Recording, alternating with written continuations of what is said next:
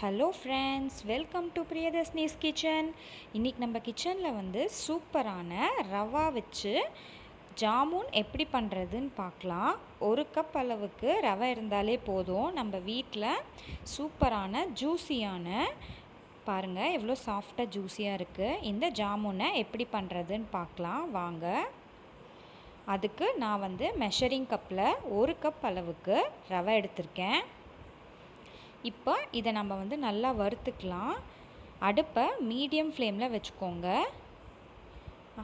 ரவை வந்து ரொம்ப வறுக்க தேவை கிடையாது. ஒரு 5 நிமிஷம் சூடாகிற அளவுக்கு நல்லா வறுத்து எடுத்துக்கலாம். கலர்லாம் சேஞ்ச் ஆகக்கூடாது. இப்போது நம்ம சுகர் சிரப் ரெடி பண்ணலாம். அதுக்கு 2 கப் அளவுக்கு சர்க்கரை தேவை. 2 கப் அளவுக்கு சர்க்கரைக்கு 1.5 கப் அளவுக்கு தண்ணி ஊற்றிருக்கேன். இப்போ இதை நம்ம அடுப்பில் வச்சு நல்லா காய்ச்சிக்கலாம். சர்க்கரை வந்து நல்லா இந்த மாதிரி கரைஞ்சிக்கணும். கரைஞ்சிட்டு ஒரு 5 நிமிஷம் கொதிச்சா போதும்.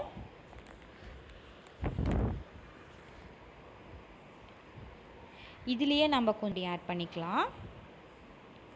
இப்போ இந்த சுகர் சிரப் வந்து நல்லா கொதிச்சிருச்சு. இதை வந்து நல்லா ஒரு தட்டு போட்டு மூடி வச்சுக்கலாம். இல்லைன்னா சீக்கிரமாக ஆறி போயிடும், அதனால தான். இப்போ அடுப்பு ஆஃப் பண்ணிவிட்டு தட்டு போட்டு மூடிடுங்க.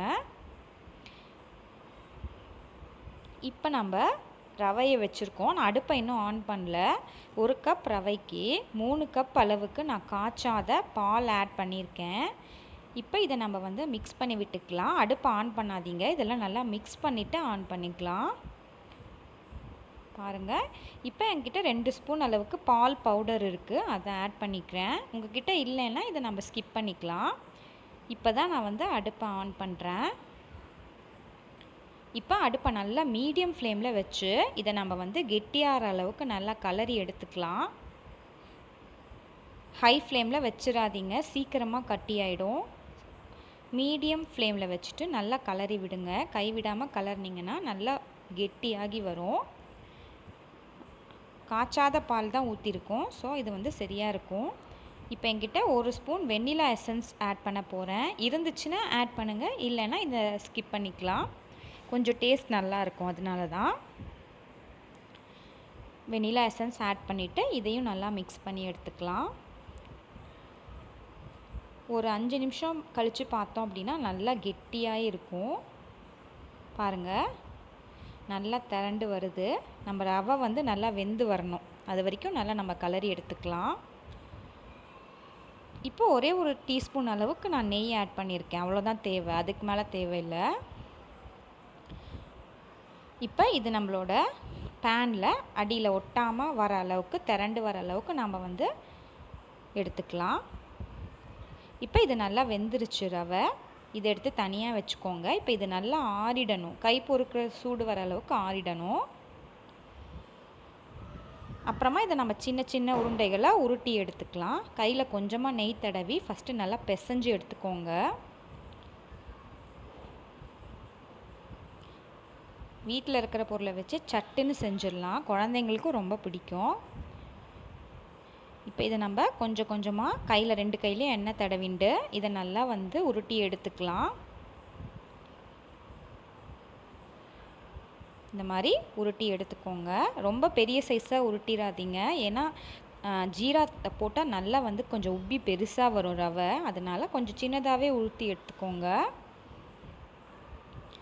நான் வந்து எல்லா மாவையும் உருட்டி எடுத்து வச்சிட்டேன்.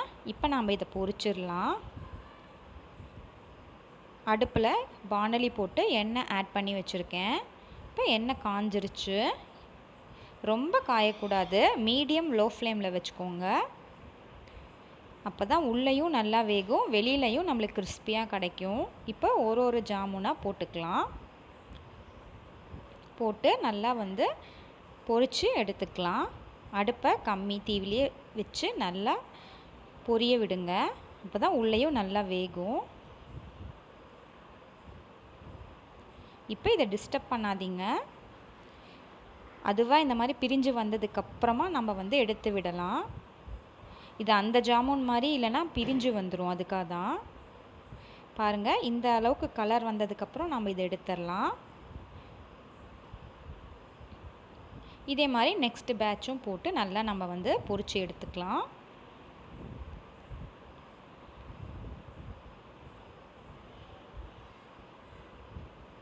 மெயின் வந்து லோ மீடியம் ஃப்ளேம், அதுதான் முக்கியம். இப்போ நம்ம இதை ஜீராவில் ஆட் பண்ணிக்கலாம். ஜீரா ஆறி போயிடுச்சுன்னா கொஞ்சம் சூடு பண்ணிவிட்டு அதுக்கப்புறம் போட்டுக்கோங்க. இதே மாதிரி நம்ம எல்லா ஜாமுனையும் பொரிச்சிடலாம். பாருங்கள், எனக்கு இவ்வளோ ஜாமுன் கிடச்சிருக்கு. இதே மாதிரி நீங்கள் உங்கள் வீட்டில் ட்ரை பண்ணி பாருங்கள். பார்த்துட்டு உங்கள் கமெண்ட்ஸையும் கூட ஷேர் பண்ணுங்கள். பிடிச்சிருந்தா பிரியதர்ஷினிஸ் கிச்சனுக்கு சப்ஸ்கிரைப் பண்ணுங்கள். தேங்க்யூ.